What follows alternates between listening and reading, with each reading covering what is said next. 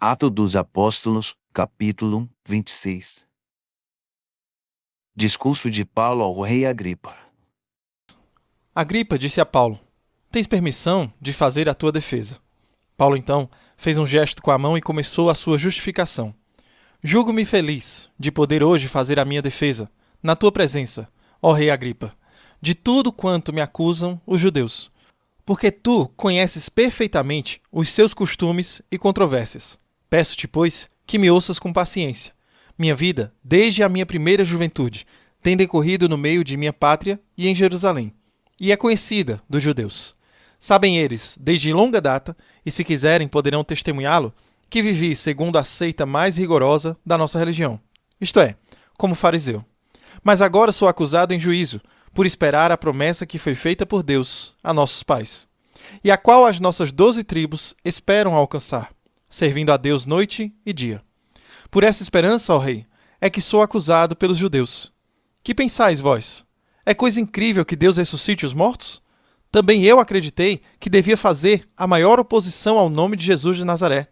Assim procedi de fato em Jerusalém e tenho encerrado muitos irmãos em cárceres, havendo recebido para isso poder dos sumos sacerdotes, quando os sentenciavam à morte. Eu dava a minha plena aprovação.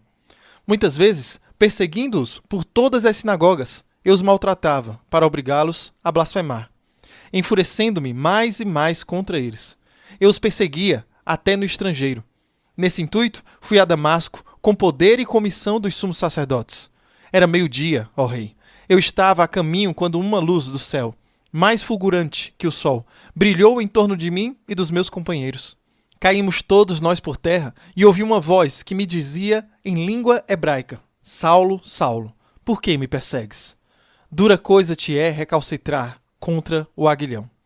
Então eu disse: "Quem és, Senhor?" O Senhor respondeu: "Eu sou Jesus, a quem persegues. Mas levanta-te e põe-te em pé, pois eu te apareci para te fazer ministro e testemunha das coisas que viste e de outras para as quais hei de manifestar-me a ti. Escolhi-te do meio do povo e dos pagãos, aos quais agora te envio para abrir-lhes os olhos, a fim de que se convertam das trevas à luz e do poder de Satanás a Deus, para que pela fé em mim recebam perdão dos pecados e herança entre os que foram santificados. Desde então, ó rei, não fui desobediente à visão celestial. Preguei primeiramente aos de Damasco e depois em Jerusalém, e por toda a terra da Judéia, e aos pagãos, para que se arrependessem e se convertessem a Deus, fazendo dignas obras correspondentes. Por isso, os judeus me prenderam no templo e tentaram matar-me. Mas, assistindo do socorro de Deus, permaneço vivo até o dia de hoje. Dou testemunho a pequenos e a grandes, nada dizendo senão o que os profetas e Moisés disseram que havia de acontecer, a saber, que Cristo havia de padecer e seria o primeiro que, pela ressurreição dos mortos, havia de anunciar a luz ao povo judeu e aos pagãos." Dizendo ele essas coisas em sua defesa, Festo exclamou em alta voz: "Está louco, Paulo? O teu muito saber tira-te o juízo." Paulo, então, respondeu: "Não estou louco, excelentíssimo Festo, mas digo palavras de verdade e de prudência. Pois dessas coisas tem conhecimento o rei, em cuja presença falo com franqueza. Sei que nada disso lhe é oculto, porque nenhuma dessas coisas se fez ali ocultamente. Crês, ó rei, nos profetas? Bem sei que crês." Disse então Agripa a Paulo: "Por pouco não me persuades a fazer-me cristão." Respondeu Paulo: "Provera a Deus que, por pouco e por muito, não somente tu, senão também quantos me ouvem, se fizessem hoje tal qual eu sou, menos estas algemas." Então o rei, o governador, Berenice e os que estavam sentados com eles se levantaram. Retirando-se, comentavam uns com os outros: "Esse homem não fez coisa que mereça a morte ou prisão." Agripa ainda disse a Festo: "Ele poderia ser solto se não tivesse apelado para César." Explicação, capítulo 26. Muito bem, então hoje temos aqui São Paulo em um julgamento e ele aproveita essa oportunidade para tentar converter as pessoas que estão ouvindo o seu caso. Pense sobre isso. Pense na atitude dele, do que ele pode fazer. Mas, ainda mais, pense na profunda virtude teológica da esperança. Qual é? Deus, você pode fazer qualquer coisa, em qualquer circunstância. Deus, o Senhor pode fazer o bem, mesmo na pior situação possível. São Paulo está na frente de Agripa, Festo e Berenice e todas essas outras pessoas. Ele está contando a eles sua história de conversão. Atos 26, 27. Rei Agripa, você acredita nos profetas? Eu sei que você acredita. Versículo 28. E Agripa disse a Paulo, em pouco tempo você pensa em me tornar cristão. E adoramos a resposta que Paulo dá a ele. Paulo diz, eu não me importo. Curto ou longo, não importa. Eu não me importo se você faz isso rápido ou devagar. Versículo 29. Paulo disse, quer seja curto, quer longo, desejo a Deus que não só você, mas também todos os que hoje me ouvem se tornem tais como eu estou, exceto por essas correntes. Então Agripa, Berenice e Festo teriam deixado ele ir. Mas, Atos 26, 32, Agripa disse a Festo, este homem poderia ter sido libertado se não tivesse apelado para César. Portanto, Paulo será enviado para Roma, de maneira realmente fenomenal, porque então teremos São Pedro. São Paulo escreve esta carta aos Efésios, então, nessa prisão domiciliar em Roma. É mais ou menos assim, o modo providencial que nossas leituras estão seguindo juntos aqui. Paulo está escrevendo número de letras, particularmente a carta de São Paulo aos Efésios. Ele está escrevendo isso enquanto está em uma prisão domiciliar. A prisão domiciliar envolvida era uma guarda, um soldado romano cujo trabalho era quando era a vez de Paulo comparecer ao tribunal, eles tinham 1 hora para levar essa pessoa perante as autoridades. César, neste caso, para Paulo. Então, é basicamente uma prisão domiciliar leve, porque aqui está Paulo aproveitando esta oportunidade não apenas em Atos capítulo 26, mas também aqui em Efésios. Ele está aproveitando esta oportunidade para testemunhar aos guardas. Testemunha a essas pessoas que foram designadas para cuidar dele e garantir que ele compareceria diante de César quando chegasse a hora. Mas Paulo está escrevendo aos Efésios. O que está acontecendo em Éfeso? Sabemos que Éfeso foi uma das cidades mais importantes. Temos Jerusalém, obviamente, claramente significativa. Temos Corinto em São Pedro, na carta de São Paulo aos Coríntios, e era uma cidade única. Éfeso também era uma cidade incrivelmente única. Antigamente era uma cidade portuária. Se você for lá agora, o oceano estará bem longe, porque foi preenchido com lodo. Você não precisa saber todos esses detalhes, mas era uma cidade muito religiosa. Então havia muitas conversões ali. Não apenas entre aqueles que eram judeus que reconheceram que Jesus é verdadeiramente o Messias, mas também entre os gentios que passaram a acreditar no único Deus e em Jesus Cristo, a quem ele havia enviado. Então o que está acontecendo é o que aconteceu em um grupo. Há uma divisão. Temos os judeus cristãos e os gentios cristãos. Este lugar de separação, este lugar de nós contra eles. Aquelas pessoas que acreditavam que era preciso seguir a lei para seguir Jesus e aqueles que vieram a Cristo diretamente, em vez de passarem pelo judaísmo. Um dos principais pontos de Paulo em suas cartas aos Efésios será: todos viemos de lugares diferentes e, no entanto, estamos unidos num só Espírito, num só batismo, uma só fé, num só Deus e Pai de todos nós, em um único Jesus Cristo. Isso vai ser realmente incrível enquanto Paulo está falando. Todas as bênçãos espirituais que você recebeu. Ele está tentando apontar o fato de que eles estão unidos em Jesus, destacando: se você é um cristão judeu, veja quantas bênçãos você tem em sua vida. Se você é um cristão gentil, observe todas as bênçãos que você tem em sua vida também.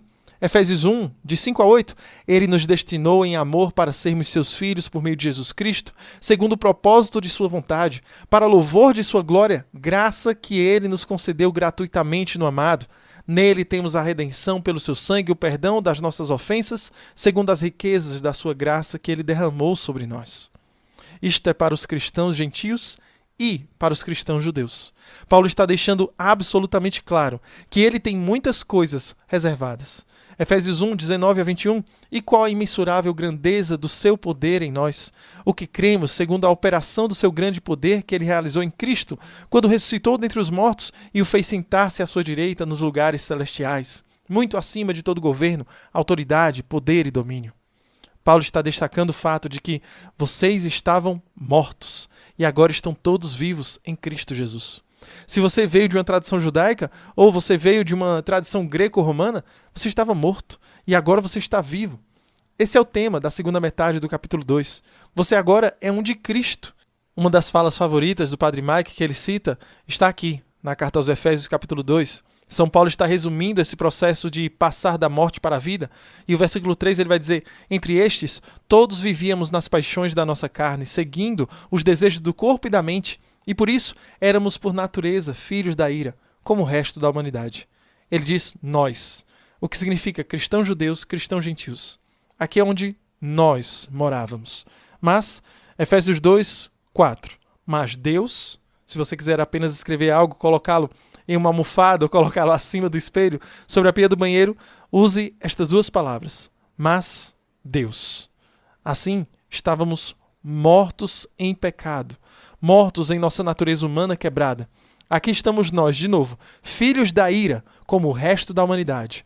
Mas Deus, que é rico em misericórdia pelo grande amor com quem nos amou, mesmo quando estávamos mortos por nossas ofensas, nos vivificou, juntamente com Cristo. Pela graça vocês foram salvos. E nos ressuscitou com Ele, e nos fez assentar com Ele nos lugares celestiais em Cristo Jesus, para que nos séculos vindouros Ele pudesse mostrar as riquezas incomensuráveis de sua graça em benignidade para conosco em Cristo Jesus. Porque pela graça vocês são salvos, por meio da fé. Veja que coisa linda isso aqui.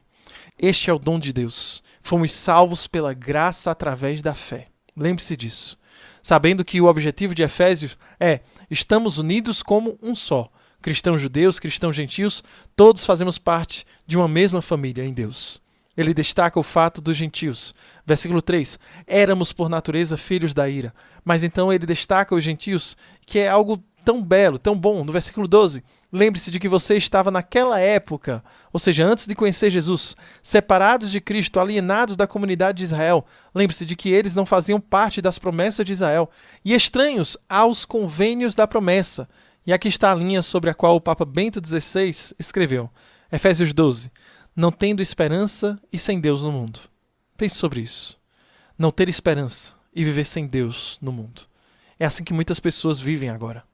Um dos mandatos missionários para nós é que saibamos disso.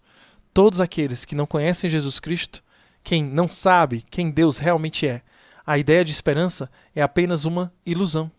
A ideia de esperança é um otimismo, mas não é isso que é esperança. Esperança é: eu sei que posso confiar em outra pessoa. É uma confiança colocada em outro. Mas aqueles que vivem sem Jesus vivem sem esperança. Eles vivem sem Deus no mundo. Não que Deus não os ame, não que Deus não se mostre de maneiras ocultas e sombrias, mas a profundidade de quem Deus é, a largura, a altura. Pessoas que não conhecem Cristo viviam sem esperança e sem Deus no mundo. Mesmo aqueles que ouviram falar de Jesus, mas nunca o encontraram, vivem sem esperança e sem Deus no mundo. Isso é para cada um de nós. Paulo continua dizendo em Efésios capítulo 2, versículo 13, mas agora, em Cristo Jesus, vocês que antes estavam longe, foram aproximados no sangue de Cristo. Então não somos mais estranhos e peregrinos. Somos cidadãos dos santos e dos membros da família de Deus. Esta é a chave. Cada um de nós, em algum momento, foi alienado de Deus. A certa altura, cada um de nós não pertencia a Deus. Nós pertencíamos ao maligno, mas Deus nos resgatou. Se eles eram originalmente judeus ou eram originalmente gentios, Deus nos resgatou em Cristo Jesus e nos fez um só nele. Então não somos mais estranhos, já não somos peregrinos, mas agora somos irmãos e irmãs, somos filhos e filhas do Pai. Veja que belo é isso. Efésios capítulo 3, versículos 20 e 21, para finalizarmos. Ora, aquele que, pelo poder que opera em nós, é poderoso para fazer muito mais abundantemente além daquilo que pedimos ou pensamos.